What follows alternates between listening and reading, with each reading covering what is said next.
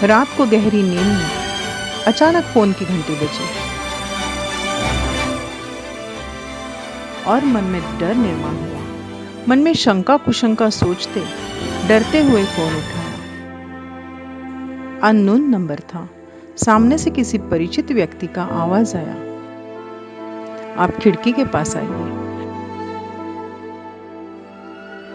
Building में ambulance आई है और किसी बीमार व्यक्ति को लेकर जा रही है। उन्हें बुखार था और सांस लेने में तकलीफ हो रही थी।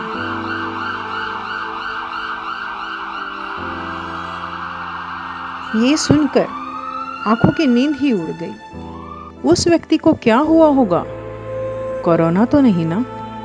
उसी वक्त उस जगह पर मैंने अपने आप को देखा। एम्बुलेंस मुझे लेने आई है। मेरे कपड़े मेरे पति ने थैली में भरे हुए थे। जाते वक्त मेरे पैर लड़खड़ा रहे थे। सबको नजर भर के देखना चाहती थी।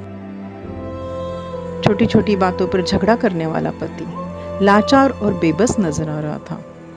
उसके आंसू थमने का नाम नहीं ले रहे थे। मेरी बेटी रो रही थी। मम्मा मत जाओ कह रही थी। एक बार सोचा उसे गले लगाऊं, लेकिन यह नहीं हो सकता था। मैंने आंसू भरी निगाहों से सबको देखा और बेटी को बोला, तुम अब बड़ी हो गई हो। दोनों मिलकर घर का ख्याल रखना। डैडी को तंग मत करना। मैं जल्दी ठीक होकर घर पर आऊंगी। आंखों में अश्रु की धारा रुक नहीं रही थी। उतने में आवाज आई, मैडम चलो। भारी पैरों से मैं सीढ़ियां उतरने लगी।